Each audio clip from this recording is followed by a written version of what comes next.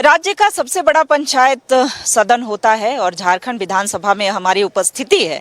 जो भी जनप्रतिनिधि यहाँ पर चुन करके आते हैं, हर संभव प्रयास होता है कि कैसे उनके विधानसभा क्षेत्र का विकास हो, साथ ही साथ राज्य का विकास हो, ताकि एक अलग पहचान राज्य की बन सके।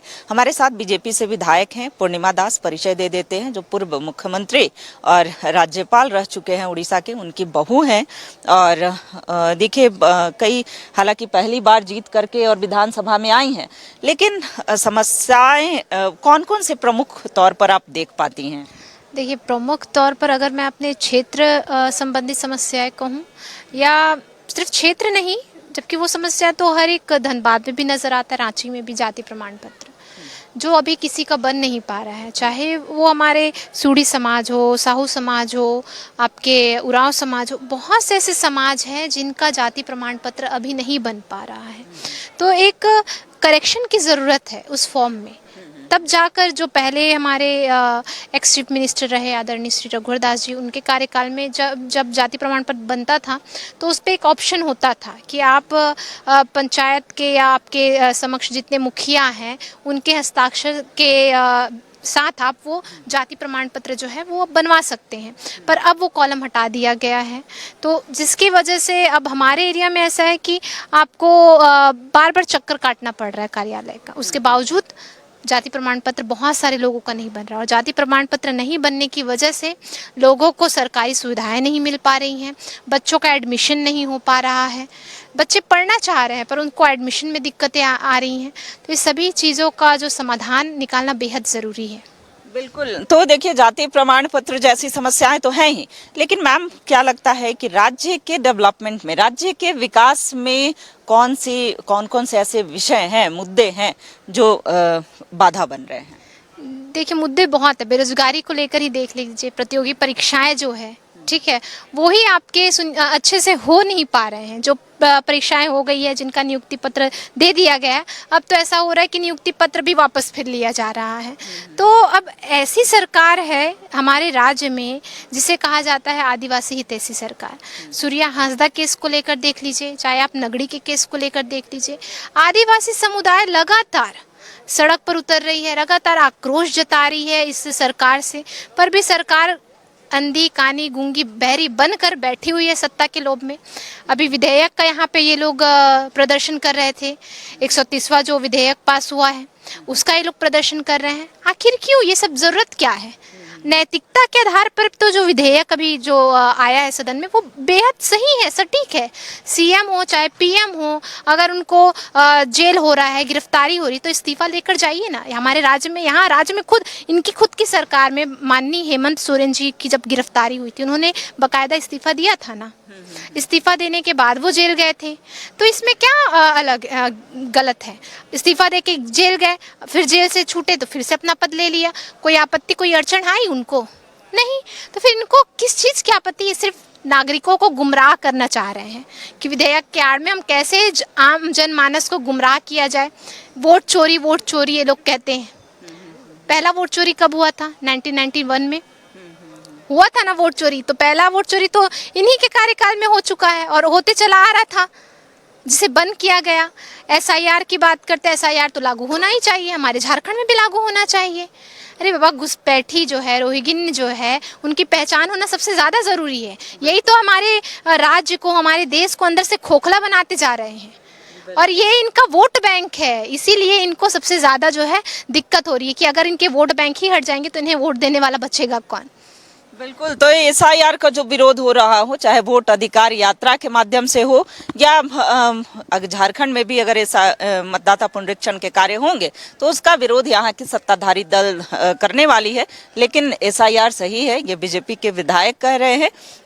चूंकि आप एक महिला विधायक हैं, महिलाओं से संबंधित भी राज्य में मुद्दे हैं, अभी क्या देख पा रही हैं? अभी मैं तो यही देख पा रही हूँ, जब मेरा पहला सदन में एंट्री था तो मैंने बहुत सारे माननीय विधायकों का स्पीच सुना। उस स्पीच में मैडम का भी स्पीच सुना, माननीय मैडम कल्पना सोरेन जी का। उस स्पीच में उन्होंने कहा था कि भाजपा की सरकार में हमारी महिलाएं, हमारी बुजुर्ग महिलाएं, हमारी बहनें लाइन लगती थी धूप में, कड़ी धूप में लाइनें लगती थी और उन्हें जो है लाभ नहीं पहुंचता था। अब क्या उनके इस जेएमएम और कांग्रेस इंडी गठबंधन की जो सरकार है उसमें क्या महिलाओं को एसी वाले रूम में रखा जा रहा है? क्या वो लाइनें नहीं लग रही हैं वहाँ पे? वो तो आए दिन बैंक के, अंचल कार्यालय के, बैंक के, आपके प्रखंड के, ब्लॉक के चक्कर काट रही हैं। क्या उन्हें न्याय मिल रहा है? हमने डीसी साहब से बात की कि बहुत सारी महिलाएं हमारे पास भी आ रही हैं, हम भी महिला विधायक हैं, तो हमारे पास भी आ रही महिलाएं पूछ रही है कि मैया योजना का पैसा हमें नहीं मिल रहा है। हमने डीसी साहब से बात किया और एक कैंप आयोजित करने के लिए कहा और माननीय डीसी साहब ने वो कैंप भी आयोजित किया है, जिसके माध्यम से उन्हें थोड़ी बहुत राहत जो है वो मिल सके। बाकी तो अब इनके हाथ में है कि इन्हें क्या करना चाहिए, कि सभी महिलाओं को देने का जो वादा किया था मैया सम्मान योजना की राशि वो देनी चाहिए या फिर मुकर जाना चाहिए। अब तो इन्हें सोचना चाहिए कि लाइनें लगकर महिला भी कड़ी धूप में अपने बच्चे को छोड़कर आ रही है, जिनके इन्होंने बहुत जो है गुण गाए थे, कि जिसकी वजह से इन्हें सत्ता हासिल हुई। और आज देखिए सत्ता मिलने के बाद सभी मोह छूट गए, मैया बहनें बुजुर्ग सब कहाँ चले गए। बिल्कुल, तो पूर्णिमा दास विधायक हैं और इनका कहना था कि जिस मैया योजना जो है सत्ता की सीढ़ी बनी थी, आज वो मैया योजना में हर वर्ष नाम काटे जा रहे हैं। छोटा और अंतिम सवाल कि एकदम पारंपरिक परिधान में रहती हैं और ये प्रेरणा कहाँ से मिली? ये प्रेरणा मुझे मेरी माता जी से मिली है, क्योंकि मेरी जो माँ है वो बेहद घरेलू महिला है। उन्होंने भी शिक्षिका का रोल निभाया था, पर घर की ये देखकर उन्होंने वो भी छोड़ दिया कि हम बच्चों को जो है कैसे उन्हें भोजन देने में दिक्कत हो रही थी, इस वजह से उन्होंने शिक्षिका बनना भी छोड़ दिया। अब जो है उन्हीं को देखकर, और हमारे घर में भी एक माँ है, सासू माँ, बस उन्हीं दोनों की वजह से मैं यहाँ पर जो भी मेरे अंदर है उन्हीं की वजह से है। पूर्व मुख्यमंत्री रघुवर दास जी आपके फादर इन लॉ हैं, यानी ससुर हैं।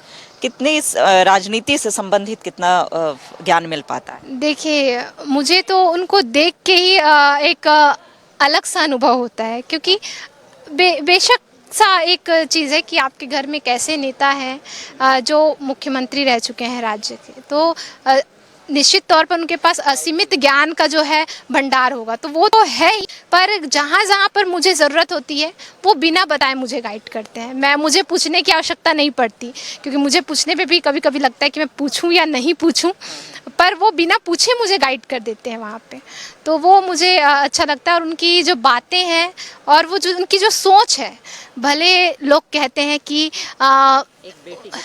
नहीं, बेटी की तरह तो उन्होंने अपनी बहू को रखा ही है, मुझे रखा ही है, पर मैं ये कहना चाहूँगी लोगों ने, बहुत से लोगों ने उनके अंदर का एक अलग हिस्सा देखा है और एक अलग हिस्सा नहीं देखा है। उन्होंने देखा कि वो गुस्सा हो जाते हैं, स्ट्रिक्ट है, ये सारा उन्हें दिखा, और आज की जनरेशन को वही चीज़ तो पसंद आ रहा है। एक विधायक जब वो चीज़ कर रहा है तब आप उसे जो है इनकरेज कर रहे हैं कि वाह वाह वाह, और जब उसी दौर में जब उन्होंने वो चीज़ किया तो वो गलत ठहरा दिए गए, जबकि उनकी मंशा वैसी बिल्कुल भी नहीं रही। तो बस यही है कि देखने का नज़रिया जो है वो आपका सही होना चाहिए, कि आप मनुष्य को कैसे देख रहे हैं, व्यक्ति को कैसे आप परख रहे हैं।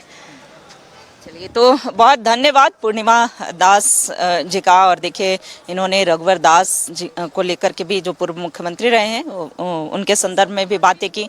कई राज्य के ज्वलंत विषयों को भी इन्होंने रखा है। कैमरामैन नवल के साथ रुचि शर्मा, न्यूज़ 11 भारत, रांची।